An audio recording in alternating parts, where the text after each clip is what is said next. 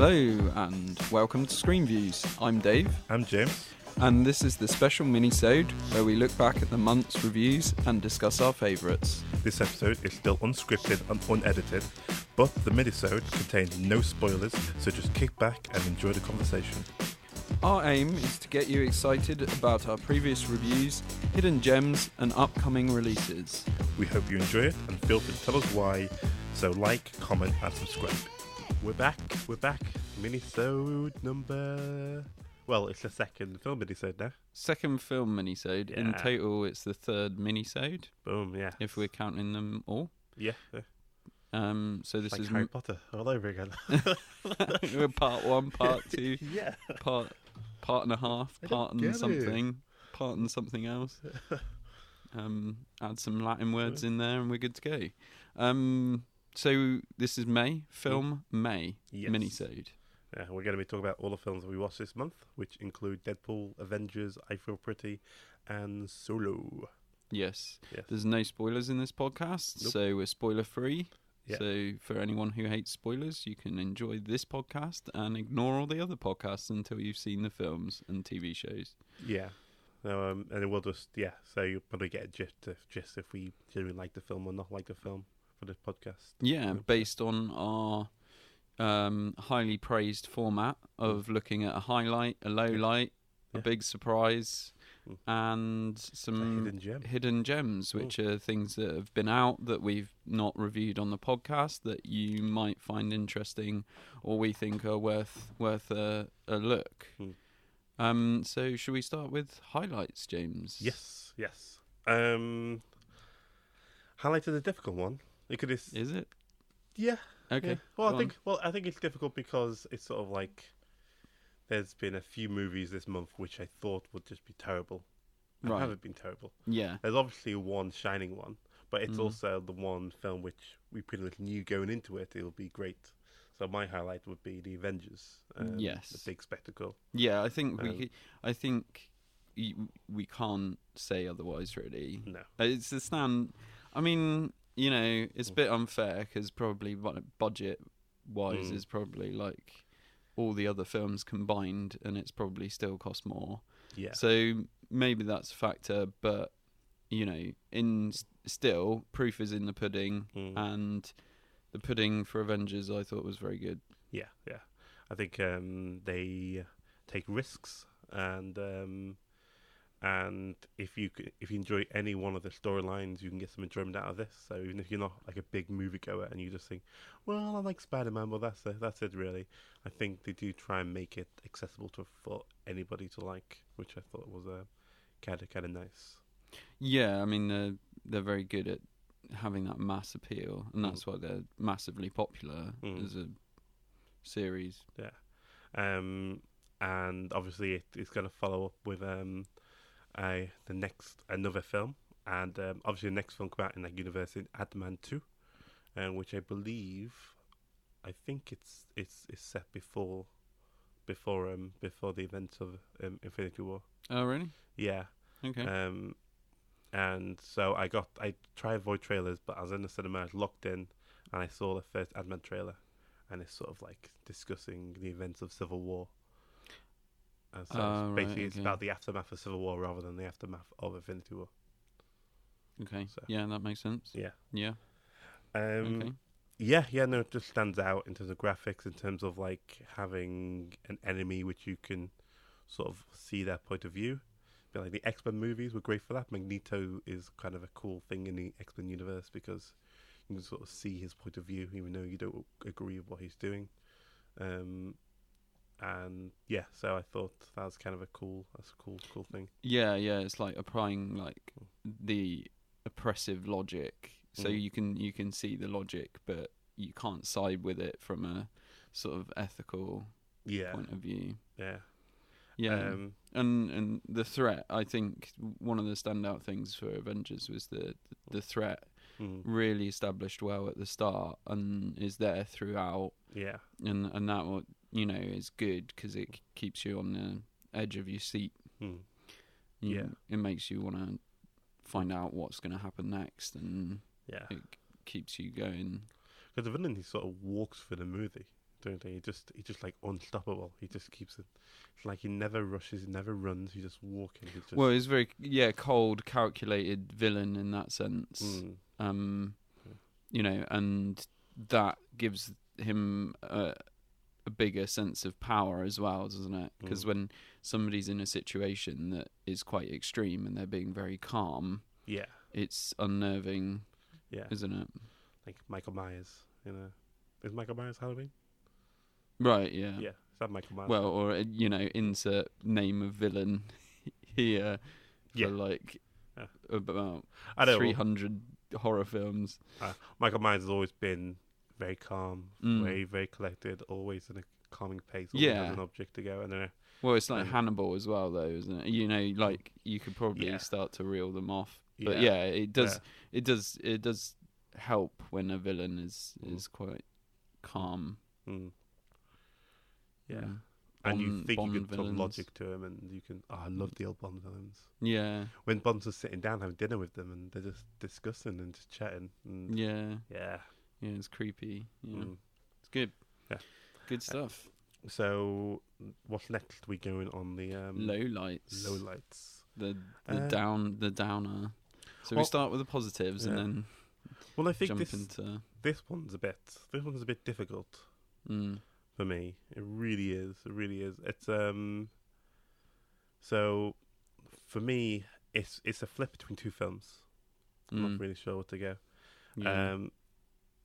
And it's either I Feel Pretty. It's I Feel Pretty. Yeah. Okay. No, I don't know. Yeah, it's I Feel Pretty, and I'll I do have a justification for this.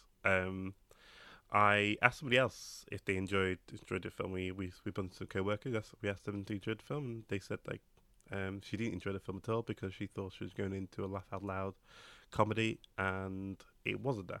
And when we came out of that, we thought, okay, we were surprised it wasn't. They saw sort of a genre that I was sort of dreading because very rarely does it get it right for me. Some films on that genre has got it right for me. Like there's a film called Girls Trip. Came out late last year, and that was so funny. That was really, really on the mark. Right. But often these sort of films doesn't. So I was sort of like dreading going into it, but it offered quite a lot for me to enjoy about it. But in terms of the way it's advertised as that laugh out loud, funny and silly, and sort of taking a mick out of how someone looks and taking the mick out of, and so I think. From the advert, I was dreading the film. But if someone watched the advert and was looking forward to the film, and looking forward to the elements they got from the advert, I can see how they can be dramatically disappointed. And actually, it's not the film they advertised. Yeah. And it's and like I say, I enjoyed all the films we watched this month, but there always has to be a loser, and I think this one would come in under all of them. I think. Yeah. I see. Yeah, I kind of agree, but I feel like there's been a lot of like anger towards I Feel Pretty, which makes me want to kind of defend it a little bit. Just because I don't think it's a terrible movie, and there's been a lot of anger towards another film this month as well. Yeah, I mean, anger everywhere. In terms of putting my low light. I'm perhaps going to volunteer Deadpool 2. Okay. Because I want to defend I Feel Pretty. And when I watched I Feel Pretty, I did not want to eat my hands like the reviewer was suggesting. I could quite easily watch that film again. Whereas I don't think I could watch Deadpool 2 again. Or if I did watch Deadpool 2 again, I'm not sure I'd enjoy it as much as if I watched I Feel Pretty again. So I think and also with Deadpool 2 there was the whole re-review thing for me where I thought okay, it has rehashed a lot of jokes from the first one, and so initial viewing Deadpool 2 great in the cinema, one-off, really enjoyed it, had a good time, did exactly what you want from that film. So I think like you say, it's been a strong month. All of the films are good, so it's not necessarily saying that Deadpool 2 was is a bad film, because you know, the ethos of our thing is that there isn't such a thing as a bad film. But you know, so we're just trying to like find a sort of leveling. And for me, the leveling is I don't want to see it again, and it's rehashed a lot of the jokes. And on top of that, I want to defend I Feel Pretty, partly because of that Guardian review that I read that was so scathing towards it, and I think a lot of people have sort of, like you said, possibly misinterpreted this film. So there might, in terms of I Feel Pretty, there might be issues around marketing, might have been marketed incorrectly, but also I think people misinterpreted the content of the film. So I think people should give it more of a chance. Yeah. So, yeah. Yeah. With Deadpool, I think it's sort of like the audience really. They made the film exactly what the audience wanted. I feel like that's what they've done. Again, okay, the audience asked for this. We're going to give them exactly what they want. And the whole thing with film and media is sort of like, and how it evolves is pushing it and changing it. And so I think the downside to Deadpool is not actually evolving that much. And there's not perhaps enough progression. Yeah. Although, I mean, I don't know. I think maybe it's still pretty good. There's some sequences that sort of stand out that aren't rehashing jokes that are very good. The chase sequence is just non-stop action and beats, and when I watched that the second time, it was just really well edited. Yeah, that's exactly the sequence that I was referring to. Yeah, because it goes on for quite a while, and the start of it is really, really good. Yeah, and you know, I don't want to spoil it if anyone hasn't seen it, but that is definitely the best sequence and you'll know the sequence that we're talking about when you go and see it. I think it's also great for advertisement as well, and it's sort of like, I can't exactly say why it's great in terms of advertisement, but once you see it, you'll know what I mean. It's in terms of like, advertisements are ruined some parts of the movie, but they did something quite clever within this film. And like I say, you won't really know what I'm talking about until you actually watch the movie. But yeah, that scene in particular was kind of clever in terms of advertisement. Yeah, I mean, in terms of Deadpool 2 and I Feel Pretty, actually, both films I thought, have I seen too much in the trailers? And to be fair, they both don't show the best bits necessarily, so that's good. It's also I Feel Pretty. I felt the trailer sort of suggested, like, look at this film and laugh at this horrible woman who thinks she's pretty. Yeah, and it's sort of like, when you're watching it, thinking, no, at no point does it do that, and like, it's kind of cool. Like, even in the part where you think this should be this, she's next to glamorous women like in bikinis, and you're rooting for her because you're rooting for her. So like, this is a cool scene. So like I say, I'm even though I put I Feel Pretty as my lowest, by far I do still recommend people watch it, because it definitely does surprise you. Yeah, but it's not what it advertises. I think that's also a big thing. And I don't think it's a massive feminist statement piece either. No. So I think if you're going into it thinking I'm going to see something that's a real strong, like, feminist statement against media and culture and identity and body images, don't think it's quite that kind of film. No, right. It's not. It's not trying to make a political statement for you through humour. You know, like Four Lions did with sort of terrorism and you know, the understanding of terrorism. It's not that kind of film.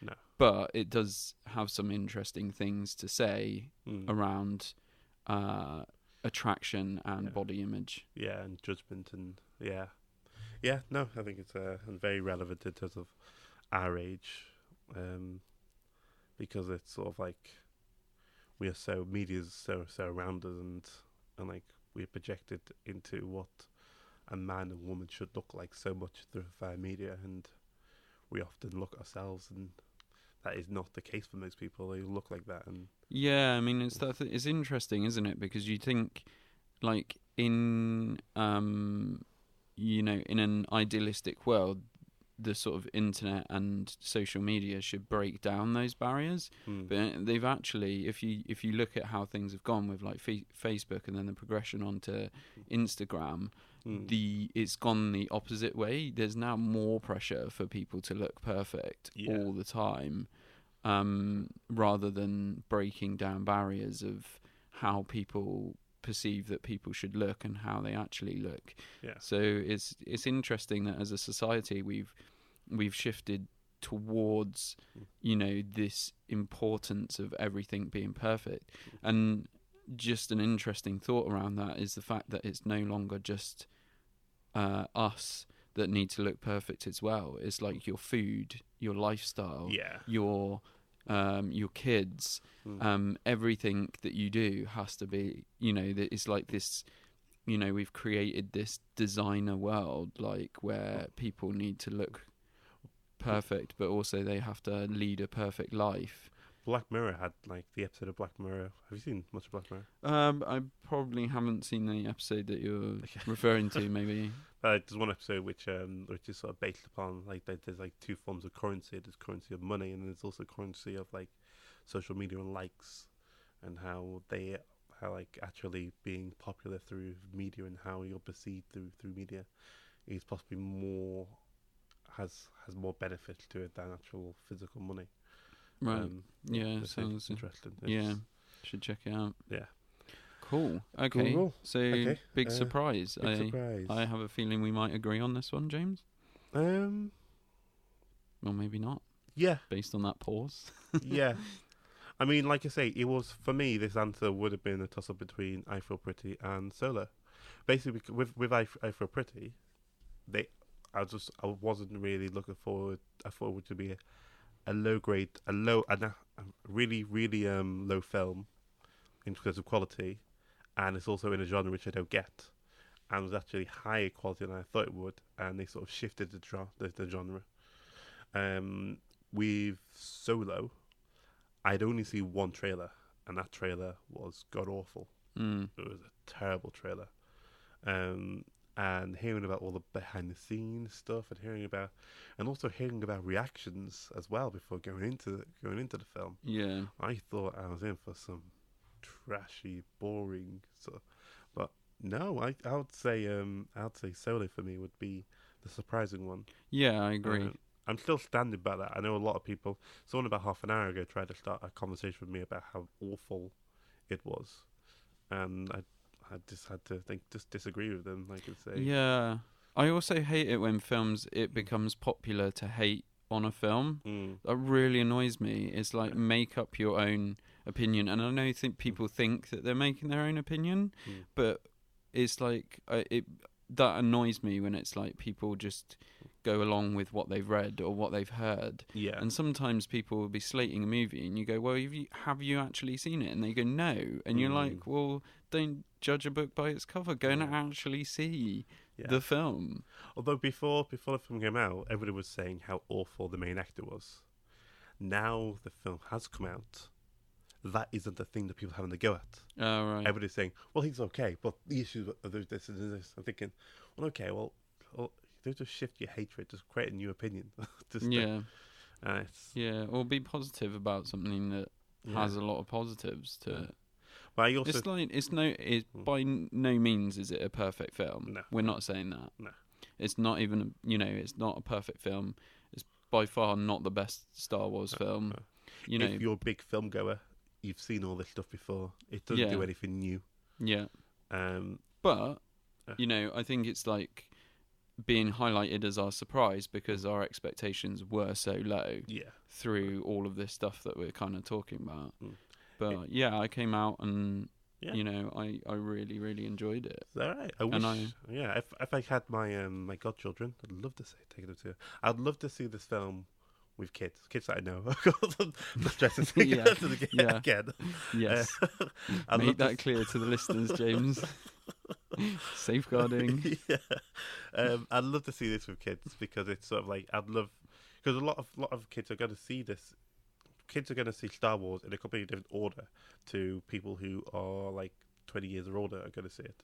Because people who are 20 years older are going to see the episodes 4, 5, and 6, then 1, 2, and 3. And then they're going to see the new order. Like things that come out the new order. But I think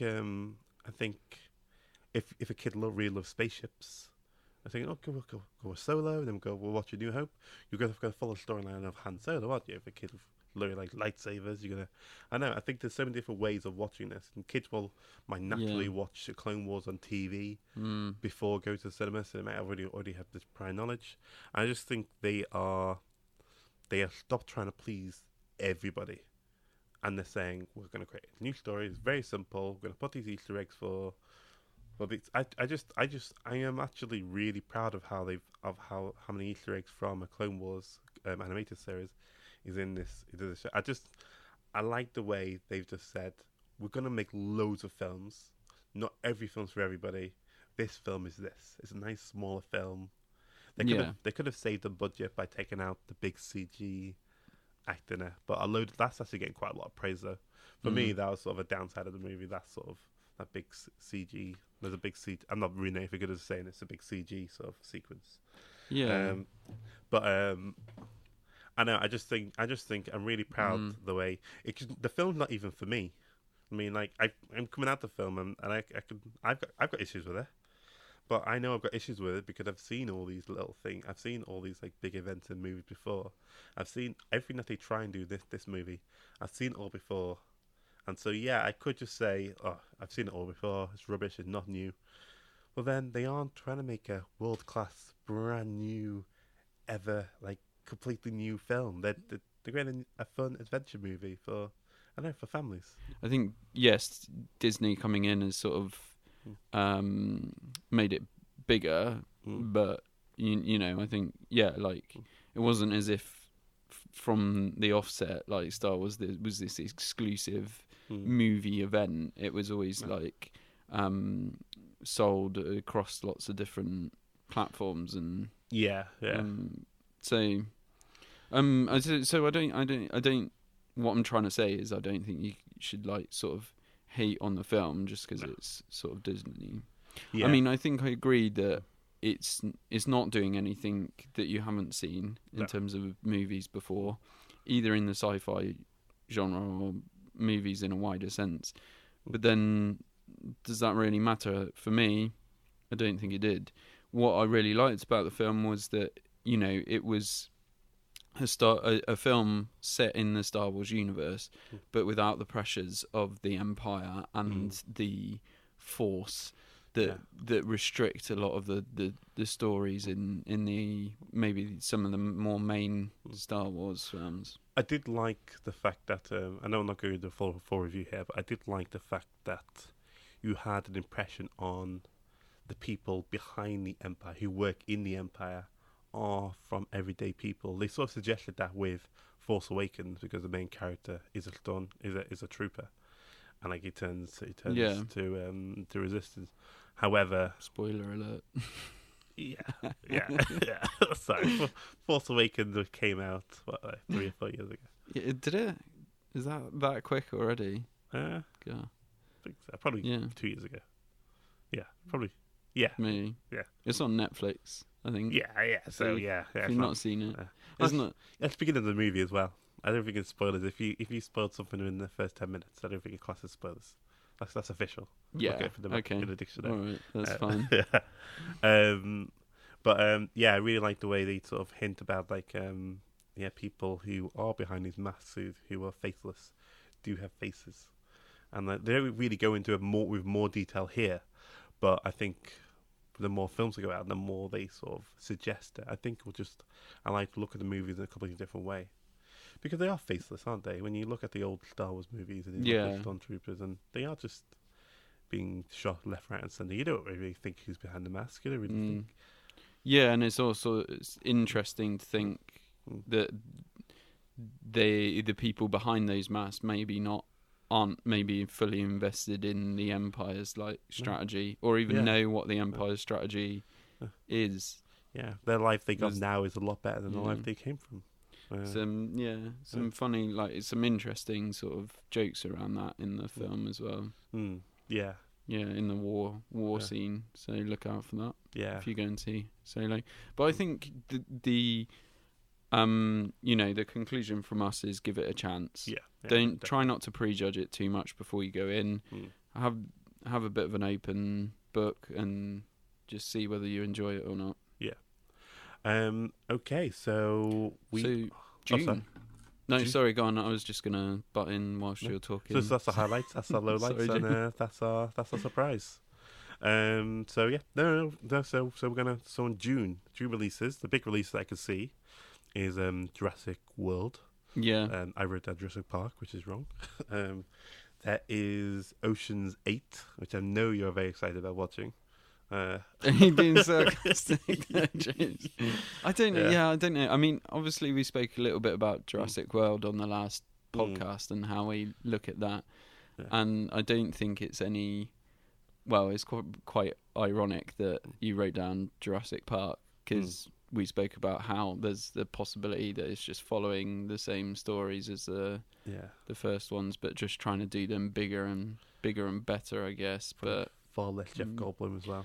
Yeah, I just think the warning is don't have the dinosaurs come back to the city because that didn't work in the original. But hey, we've just said don't prejudge, so it might surprise us. That might be our surprise. Maybe. But Ocean's 8. Yeah. I liked your theory about this that it was going to be.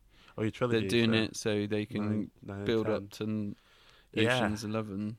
But it's technically it can't be a prequel though. No, it isn't the prequel. Because they mentioned the fact that is it Sandra Bullock is related to one of the other characters from Ocean's 11? Yeah, Danny Ocean, the main protagonist in the Ocean's 11. Yeah. So. So it's not a prequel, but it's just like we're gonna have one new member on the next film and another new member of the film. 9, Ocean's 10. Yeah, makes sense. But if you do a trilogy, they should open up with 11 people on a team. And then one person dies. Yeah, I guess. Because it just at least that way you know that. Yeah. Yeah, it just can't be too convenient. I mean, I think it could be interesting. I mean, the people that they've got in it is like an amazing cast. I mean, it is amazing. But sometimes I need to remind myself that Sandra Bullock is a really good actress, because what comes to mind straight away is of films that she's not very good in. When actually, when you look at the IMDb, it's actually there's loads of really strong films. Yeah. And then who else? Rhiannon. She's not really been given that much to work with, but every time I see her in a film, I thought, like, Mindy. I can't remember her name. There's a Asian woman. I can't remember. And there's a few other people. There's a few. Is one of the who's there's the Kate other? Blanchett. Yes, that's it. Yeah. Who's a terrific actress. From the trailer, I don't get the feeling that this film brings out. From the trailer, I just don't get the feeling that film brings out the best in each of the performances. I'm hoping I'm surprisingly wrong about this. Yeah, we'll have to see. Yeah. Do you know who's behind it? Who, like, directors or cinematographers? Or? No, not at the moment. Sorry. No, that's fine. We'll look at that maybe closer to the time. Incredibles 2. Ooh. Yeah. Disney's Incredibles 2. It's first one came out, it was huge, and people said, they're going to make a second one, and it just became rumours they're making a second one, and it's sort of like people love it, and like there's just no hatred with it whatsoever. I think it just literally is a nice family fun movie. Yeah, it's going to be a big one. Yeah. Didn't realise it was out so soon. It feels quite soon. Yeah. So I feel like I've only seen a teaser trailer for it. They released like 2 trailers. A full trailer. But I feel like with Solo, I feel like it was a bad thing they didn't advertise as much. Yeah. I felt with this one, it's a guaranteed success. Yeah. Sorry, we could just hear a low humming, so there may be a ghost in here because the air conditioning is off. So we apologise for any interruptions. Okay. And so they don't need to spend any money. It's going to be a guaranteed movie. Yeah. I think. Yeah. I'm yeah, I'm okay with them not really plastering everything everywhere. Let Jurassic World have all the advertisement for now. Yeah. Well, sometimes less is more. Yeah, who knows? As soon as Jurassic World is like after they open a weekend, that's when they might just plug all the marketing for Incredibles, because like I say, you got to advertise in a clever way. Yeah. Incredible 2. And then the last film we might be able to sneak in is a film called Tag, which I've not actually. There's a trailer out. I haven't actually seen it. I'm guessing you've not seen the trailer. No idea about this. It's a feature film about a game of tag. Right. Tick and Nick. Yeah. Is the British sort of way of saying it. Yeah. That's it. Right. So big Hollywood stars in, and okay. Yeah. Sounds weird.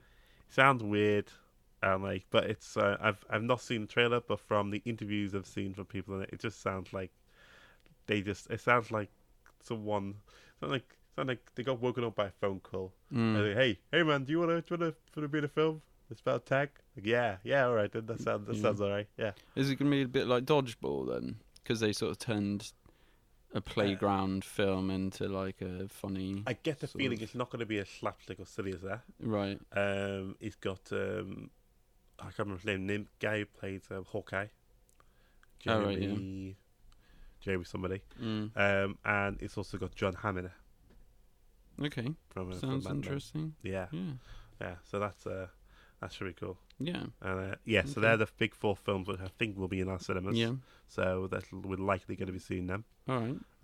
I've just realised, James, we didn't do the hidden gems. Hidden gems for May. Yeah. All right. Okay. So I saw a few films in the cinema. Not as many as I'd like to. So I've disappointed myself there. But I did see. I saw Tully, which I thought was quite interesting. It's just a mediocre movie until you get to the end and you kind of appreciate the whole movie slightly differently. So it's sort of like you need to get through the whole movie in order to really appreciate it. Possibly want to wait for Netflix or on demand or have a home. And then I saw a delightful film called Mary and the Witch's Flower, which is a animation. It's heavily in the style of Studio Ghibli. And it is, for a U film, I was expecting it to just be very, very safe. But no, it was really thrilling. It was really thrilling. It was there was lots of chase sequences in it. It looked beautiful. It wasn't a beautiful Studio Ghibli film, but Studio Ghibli sort of lets you really appreciate the environment you're in and really explore the environment you're in. Yeah. This doesn't do it as much. Sorry, can you just explain Studio Ghibli for people who don't know? Oh, Studio Ghibli is a classic Japanese animation studio, and they do amazing animation. It's like cartoon animation. Yeah. Spirited Away is possibly one of the most praised ones. Yeah. Howl's Moving Castle is one of my favourites. Yeah, I really enjoy that. Princess Mononoke. I've not seen that. That's a real favourite of mine. It's really good. I saw Red Turtle a couple of years ago, and it's a film which has no dialogue in it, which is a kind of cool and interesting. Yeah, that sounds great. I like those kind of. Yeah.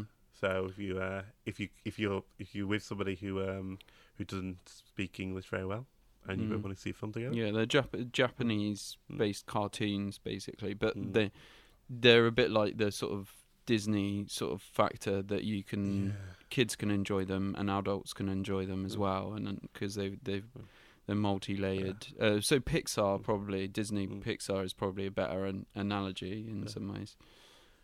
Yeah, or classic Pixar. Pixar movies. I think. Yeah.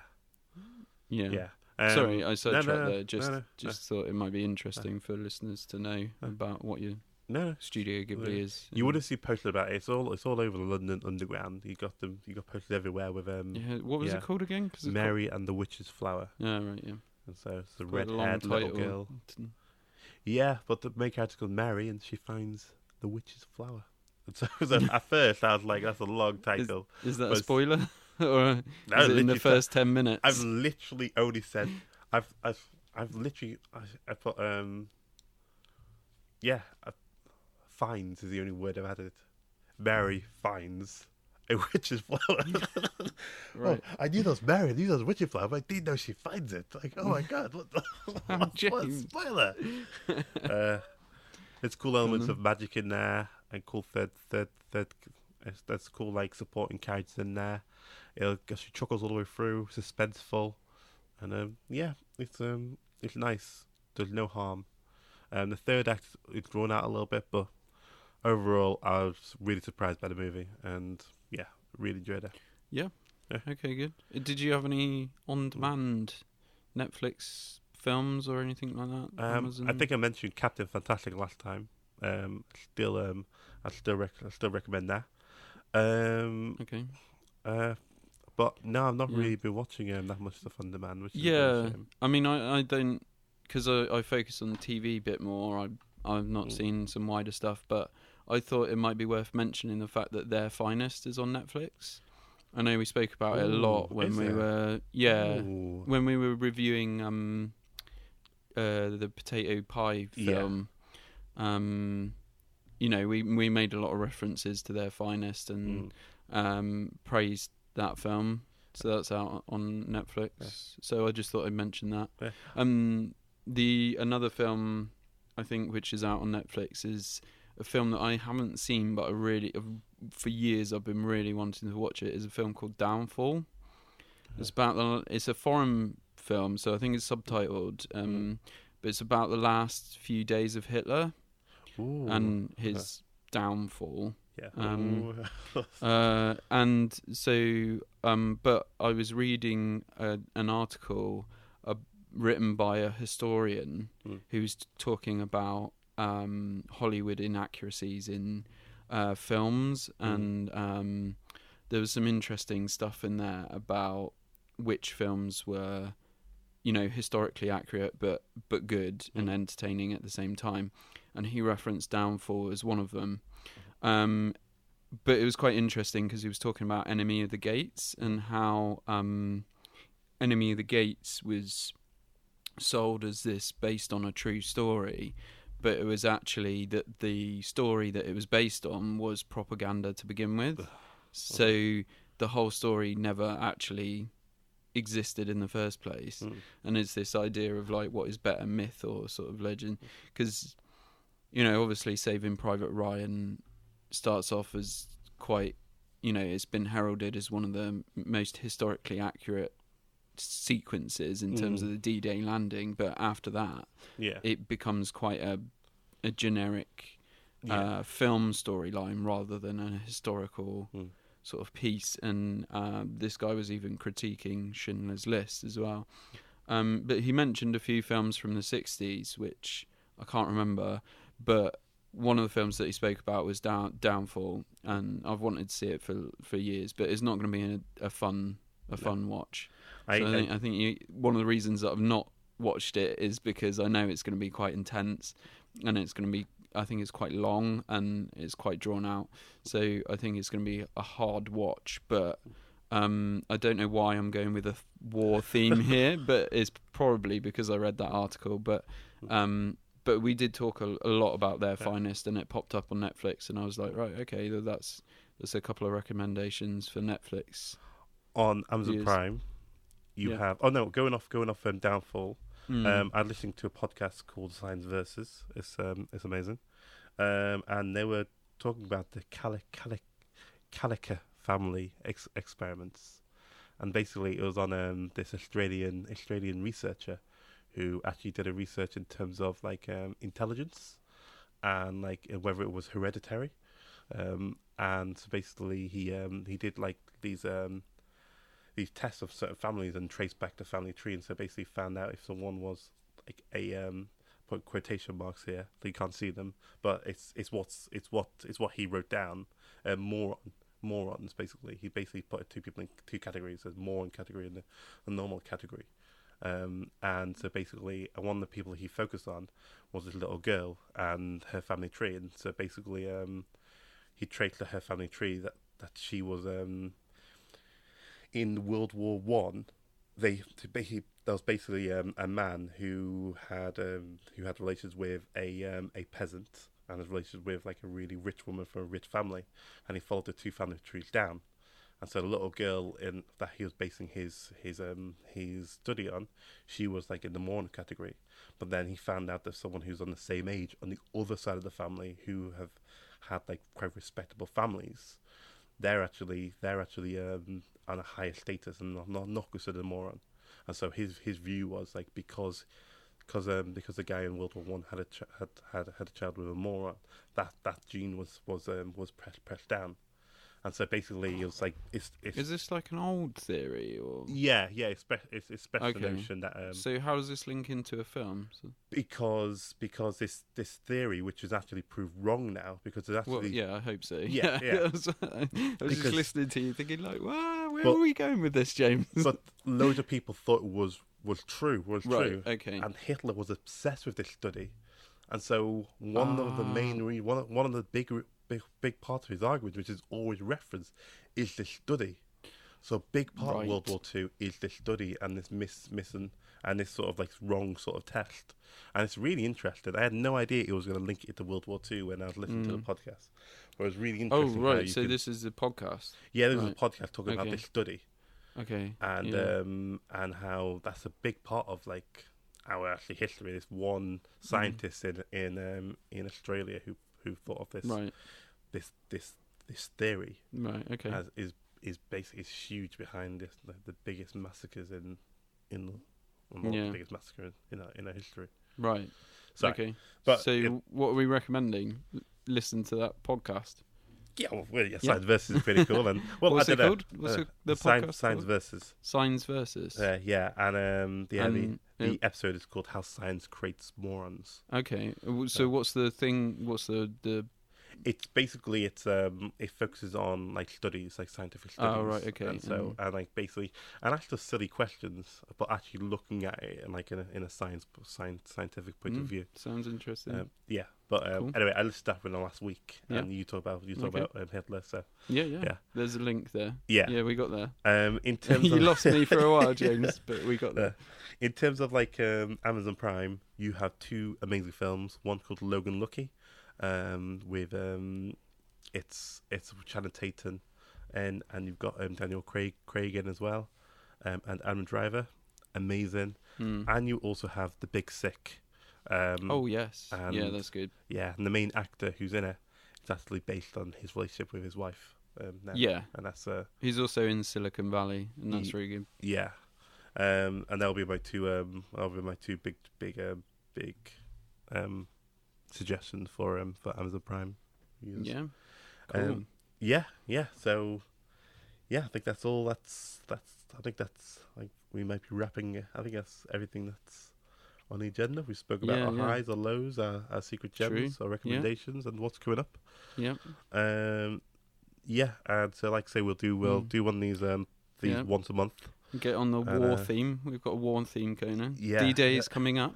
Yeah. Do you know why I know that, James? No. Because I was born on D-Day. No way. That's why I'm called David. Ooh, big reveal. Oh. Get it? Okay. D for David. Yeah. Yeah. Jay. Did anything good happen on the 11th of April? Being with Jay? I don't know. Probably. We can find something for you, James. Julian probably fell down somewhere. Like probably. It might be when Julius Caesar. Maybe that's when he got murdered. Yeah, possibly. If not, we can maybe why make does that that me happy. Like, I don't know. Yeah, Julius. Yeah. But it's So yeah. Yeah, I'll pop in next week. Little for June war theme. It's although none of our films are war related. No, coming Tag up could be suggested as war. Yeah. It sounds like sport more. Yeah. Yeah. Oh well. But anyway. Yeah, cool. All right. Well, we'll see you soon. Hope you're well. Hope you enjoy June. We pop in again for if you don't want any spoilers or anything. Feel free to pop in. Listen to our Minisode for TV. Yep. That's been released. And join us at the end of June. Yeah. If you're wanting to avoid spoilers, but like we say, I think the idea is watch the films, then listen to the podcast. They'll be there. They'll be always up there online. So even if you haven't seen the films for May that we've covered, you can always go back anytime. Yeah, and also I do recommend just have a look at all the films you want to see in cinema, and for the over in the next year, And if you want to see at least, if you want to see at least 15 of them, then I think that you pretty much you should. It's worthwhile just getting a cinema card. Yep. Yeah. So, which are most of the cinema chains are doing that now, aren't they? So yeah, just City World and Odeon. Okay. But yeah, it's something which I really enjoy, because it's not that much of a panic of choosing what film to watch.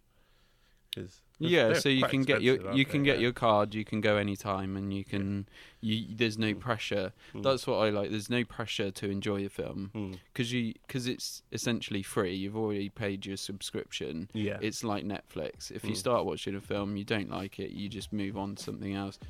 You can apply that to the cinema. Yeah, I've walked out of films and been happy with the decision after. But yeah. Okay, well, we'll see you soon. Hope you're feeling good, and enjoy the weather. Yeah. Okay. Yeah. Bye. Bye.